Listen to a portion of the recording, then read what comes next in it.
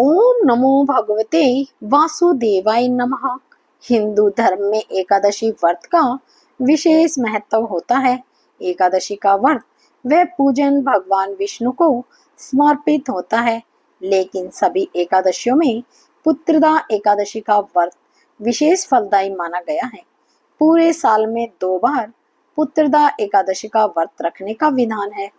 पहली पुत्रदा एकादशी का व्रत पोष माह के शुक्ल पक्ष की एकादशी के दिन रखा जाता है और दूसरी पुत्रदा एकादशी का व्रत श्रावण माह के शुक्ल पक्ष की एकादशी तिथि के दिन रखा जाता है। इस बार सावन माह में पुत्रदा एकादशी का व्रत 23 अगस्त को और वैष्णव मतानुसार 24 अगस्त को रखा जाएगा। मान्यता है कि इस दिन पूजा और व्रत करने से निसंतान दंपति को संतान की प्राप्ति होती है। इसके अलावा मनुष्य के समस्त पापों का नाश होता है और मरणोपरांत उसे मोक्ष की प्राप्ति होती है। आइए सुनते हैं पुत्रदा एकादशी के शुभ मुहूर्त के बारे में। एकादशी तिथि का प्रारंभ 23 अगस्त 2026 को सुबह 2 बजे से होगा और एकादशी तिथि का समापन 24 अगस्त 2026 को सुबह 4:18 तक होगा। पुत्रदा एकादशी का व्रत स्मार्त मता अनुसार 23 अगस्त को रखा जाएगा और वैष्णव मतानुसार 24 अगस्त को रखा जाएगा। 23 अगस्त को सूर्य उदय का समय सुबह 5:54 पर होगा और सूर्यास्त का समय 6:53 पर रहेगा। इस दिन ब्रह्म मुहूर्त रहेगा सुबह 4:26 से सुबह 5:10 तक और अभिजीत मुहूर्त रहेगा सुबह 11:58 से दोपहर 12:49 तक। 24 अगस्त को सूर्य उदय का समय सुबह 5:55 पर और सूर्यास्त का समय शाम 6:52 तक रहेगा। ब्रह्म मुहूर्त इस दिन सुबह 4:27 से सुबह 5:11 तक रहेगा और अभिजीत मुहूर्त रहेगा सुबह 11:57 से दोपहर 12:49 तक। वही द्वादशी तिथि 25 अगस्त को सुबह 6:20 तक समाप्त होगी। 24 अगस्त को हरिवासर भी रहेगा जो सुबह 10:49 पर समाप्त होगा। जिन्हें नहीं पता उन्हें भी बता दूं कि हरिवासर द्वादशी तिथि की पहले 1/4 समय को कहते हैं। इस समय एकादशी व्रत का पारण नहीं किया जाता।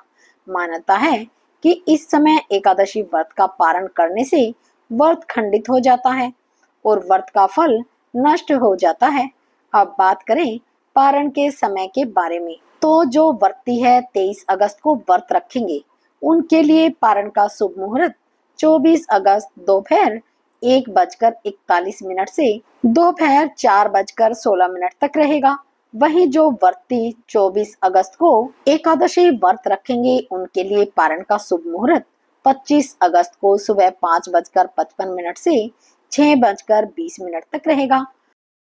अब आइए जानते हैं एकादशी व्रत विधि के बारे में। शास्त्रों के अनुसार पुत्रदा एकादशी व्रत में पुत्रदा एकादशी के दिन सूर्य उदय से पूर्व उठकर स्नान करना चाहिए तथा स्वच्छ वस्त्र धारण करना चाहिए। उसके बाद व्रत का संकल्प लेते हुए कहना चाहिए कि हे जगत के पालनहार भगवान विष्णु, आज मैं एकादशी का व्रत रख रहा हूँ या रख रही हूँ। मेरा यह व्रत निर्विघ्न पूरा हो जाए, इसकी शक्ति प्रदान करने की कृपा करें। इसके बाद भगवान विष्णु के समक्ष दीप प्रज्वलित करें, गंगा जल से उनका अभिषेक करें, उन्हें तुलसी दल अर्पित करें, फल और नैवेद्य का भोग लगाएं।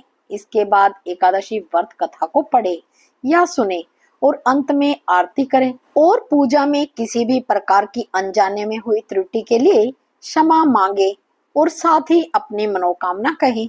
इस दिन विष्णु सहस्त्र नाम का पाठ भी कर सकते हैं। साथ ही शाम के समय तुलसी माता के समक्ष शुद्ध घी का दीपक जलाएं। इससे तुलसी माता की भी कृपा बनी रहती है और भगवान विष्णु अति प्रसन्न होते हैं। अगले दिन द्वादशी को स्नान करके भगवान विष्णु की पूजा करके शुभ मुहूर्त में व्रत का पारण करें। साथ ही इस बात का ध्यान रखें कि पारण का भोजन सात्विक होना चाहिए। पारण के भोजन में प्याज और लहसुन का प्रयोग नहीं करना चाहिए। साथ ही पारण के भोजन में चावल को अवश्य शामिल करें। इसके अलावा पुत्रदा एकादशी के दिन झूठ नहीं बोलना चाहिए, किसी की निंदा नहीं करनी चाहिए। एकादशी के दिन पेड़ के पत्तों को नहीं तोड़ना चाहिए और एकादशी के दिन बाल और नाखून नहीं काटने चाहिए। उम्मीद है आपको पुत्रदा एकादशी व्रत से जुड़ी जानकारी अच्छी लगी होगी। अगर आपको यह वीडियो अच्छी लगी हो तो मेरी वीडियो को लाइक और शेयर करें।